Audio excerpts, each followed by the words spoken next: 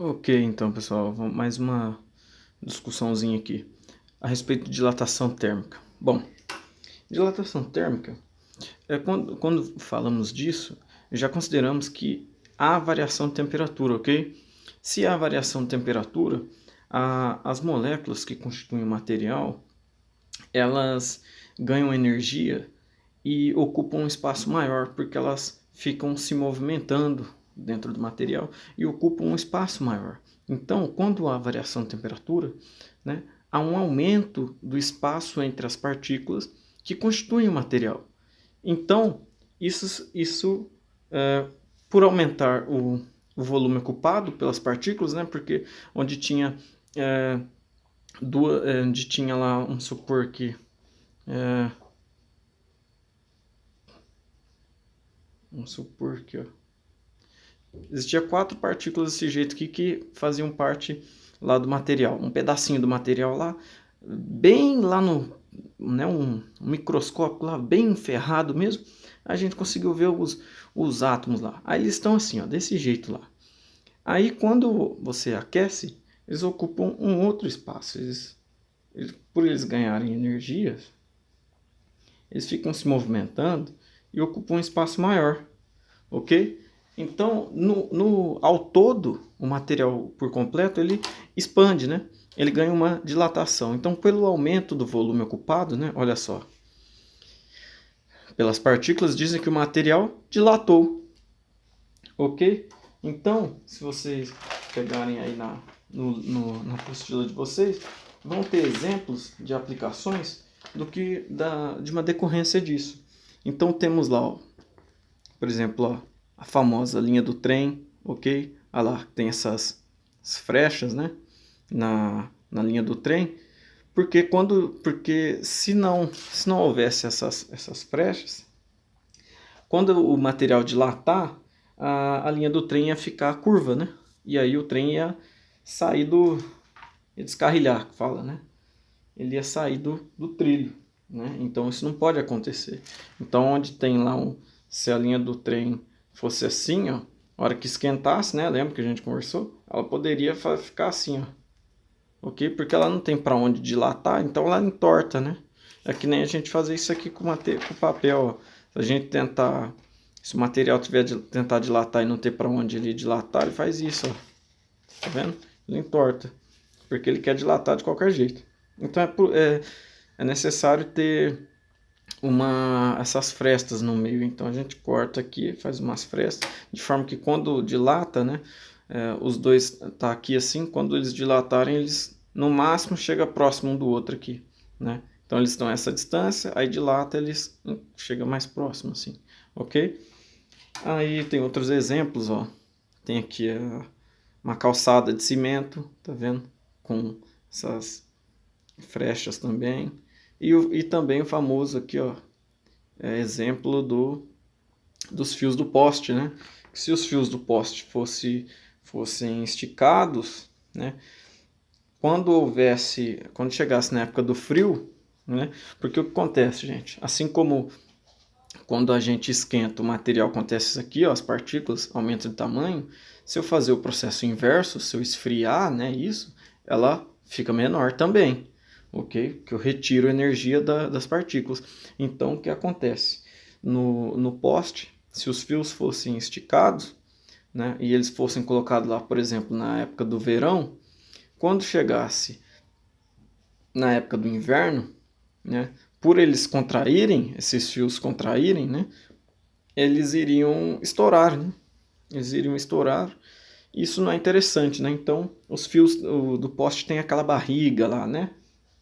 Para evitar isso. Essas são aplicações. Aí há outras aplicações aí, vocês leem depois aí, né?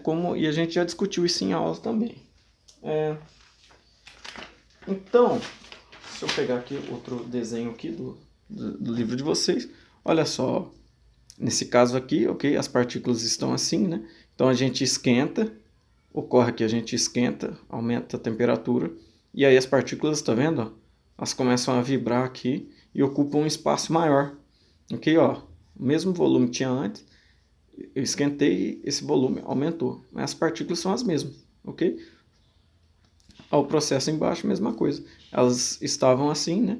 Eu retirei temperatura, calor do corpo, né? Ao diminuir a temperatura, elas ficam assim, ocupam um espaço menor, ok? Então, chegamos ao ponto de estudar, chegar em alguma equação que, né, em física sempre chegamos a alguma equação que descreve o problema. Então, consideramos aqui, ó, uma barra inicialmente. Quando é inicial, a gente usa esse zero, ó, L0, T0. Quem que é L0? Tamanho inicial, né? O zero, isso aqui não é O, gente, não é LO nem TO, é zero, L0, T0. Que zero vem de início, né? Onde tudo começa.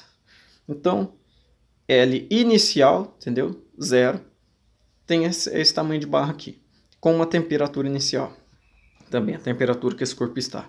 Aí eu vou lá e aumento essa temperatura, ok? Então, após aumentar essa temperatura, olha o que acontece com o material. Ele dilata, né? Ele expande, ele vai para frente, ó. Então, aí teremos, no segundo momento, após ele dilatar, temos um tamanho F, né? Um LF final, e esse T aqui, que é a temperatura em que ele está, após dilatar, né? Poderia ser a temperatura final, mas não é muito certo falar temperatura final. É a temperatura em que ele está. Então, tamanho final e a temperatura que ele está nesse tamanho. Ok?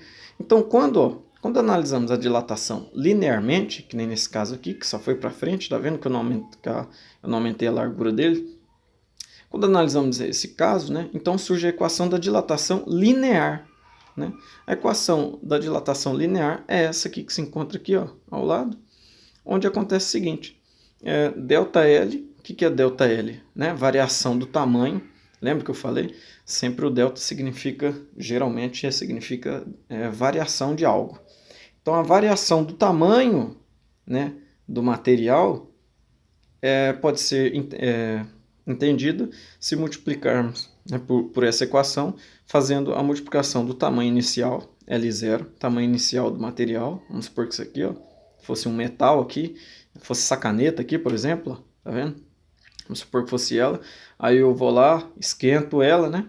Ela aumenta, então existe aqui, ó, o tamanho inicial, existe um coeficiente, esse coeficiente é um alfa, ok? Coeficiente de dilatação, nesse caso dilatação linear, porque estamos estudando apenas em linha reta, tá, tá ok? Ó, em linha reta, então essa letra grega é um alfa e representa um coeficiente de dilatação linear. E o ΔT é a variação de temperatura que ele sente, né? É a variação aqui, ó, da final menos a inicial, ok? Então esse ΔT, ó, ΔT o que é? Né? É a temperatura que ele se encontra menos a temperatura que ele estava, que é o T0. Isso é ΔT, beleza? Então podemos fazer um exercício. Então, pessoal, em sala de aula a gente resolveu os exercícios 1 e 2 da página 69. Então, lá na página 69, resolvemos os exercícios já 1 e 2, ok? Eu vou só relembrar o exercício 2, porque não é a ênfase agora olhar para a equação, ok? Para a aplicação da equação. Olha, o exercício 2 falava assim: quando aquecemos uma barra de metal, ela fica mais comprida por dilatação. Isso significa que a massa da barra aumentou? A massa não aumenta, né, gente? Lembra? A quantidade de partículas é a mesma. Ok? A quantidade de partículas é a mesma. Então não aumenta a massa. É a mesma quantidade de partículas, né? Massa o que é? Um monte de partículas juntos, né? Então se não aumentou o número, a massa é a mesma. Então não ocorre um aumento da massa, né? O que ocorre é aumento dos espaços entre as moléculas que constituem material, só. Então vamos para o exercício 3. Aí ele fala assim, ó,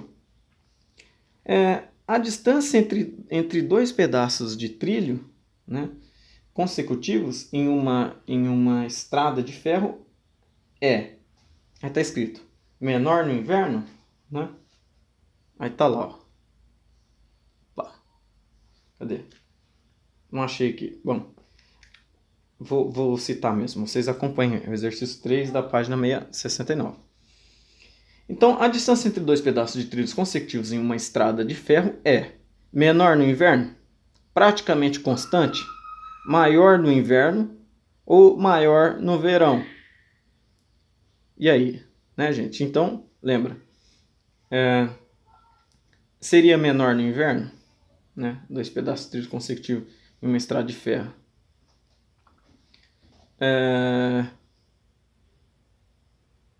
Poderia, né?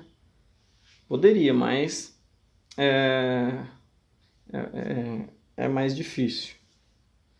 Agora, praticamente constante? Não, porque a gente sabe que há dilatação, né? Há dilatação. Maior no inverno? Desculpa, gente, ó.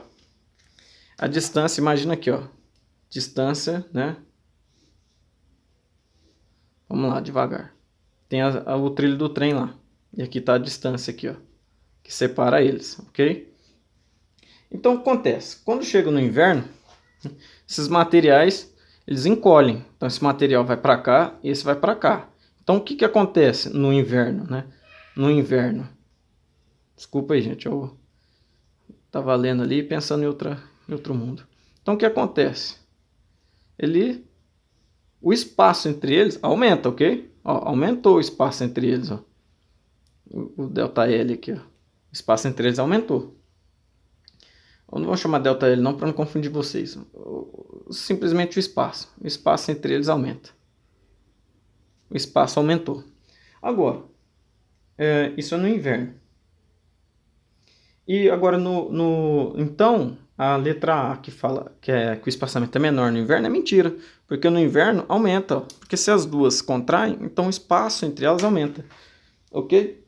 E aí já tem aí a resposta C, ó, dizendo isso. Que o espaçamento é maior no inverno, ok? Então tá ali, ó, resposta C. Né? Resposta C. O espaçamento entre eles é maior no inverno. Agora, mais um exercício. O exercício 4 agora.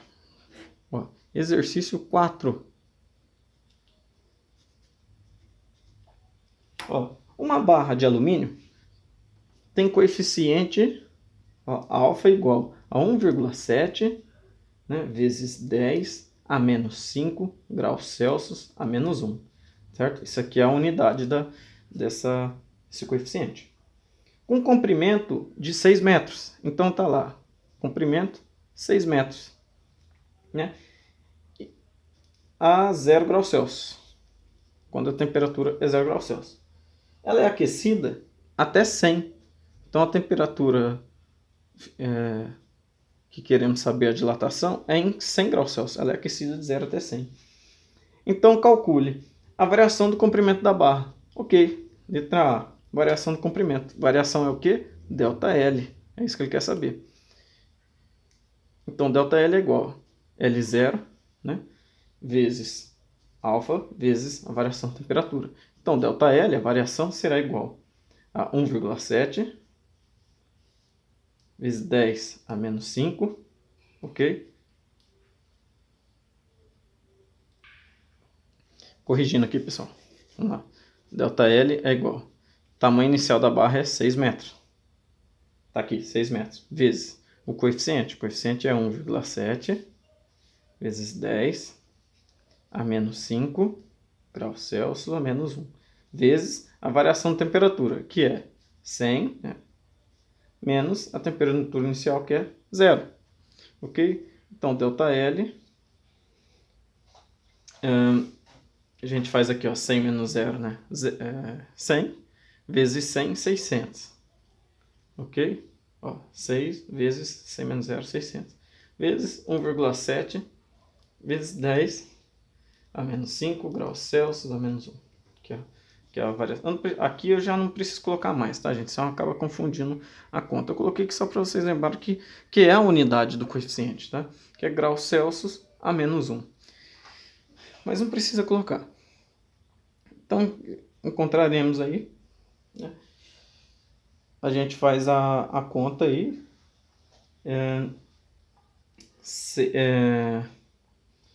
600 vezes 1,7. Então, pessoal, fazemos aqui, ó, 600 vezes 1,7 dá 10.200, né, vezes 10 a menos 5.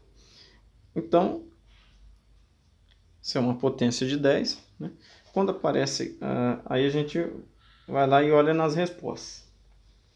Esse exercício é uma questão aberta, então tem resposta. Você poderia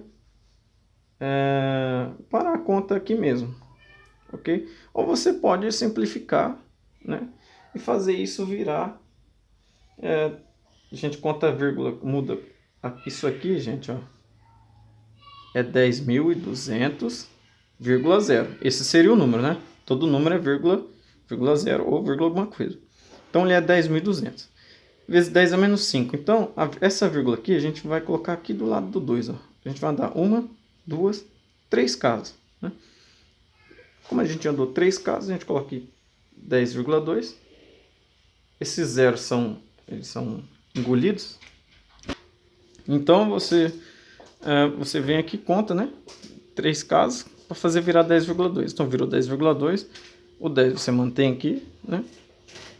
E o menos 5, você considera essas 3 casas que você andou para trás aqui e desconta. Então fica 10 a menos 2, ok? Isso aqui depois a gente ainda não conversou muito bem a respeito de potência, né? Mas vocês já devem ter visto aí em matemática, né? Então dá esse valor aqui, ó, ok? ΔL então é 10,2 vezes 10 menos 2 metros, ok? E a letra B, na letra B, bem rápido aí, ó, o comprimento a 100 graus Celsius. Então a gente vai lá, ΔL é igual a L0 vezes alfa vezes ΔT. Então ΔL, qual vai ser a variação quando fosse 100 graus Celsius? Bom, lá tinha 6 metros anteriormente. Desculpei. Nesse caso, não precisa fazer conta nenhuma. Simplesmente a 100 graus Celsius foi após ela dilatar, né? Então a gente considera o tamanho inicial dela, que valia 100, né? mais a dilatação de 10,2 vezes 10 a menos 3, que é a mesma coisa que 0,0102 metros. Ok? Então a resposta, qual que é o tamanho da barra? Então, isso aqui, né? Querendo saber o tamanho final da barra. Qual que é o tamanho final da barra após dilatar? O tamanho final vai ser 100,2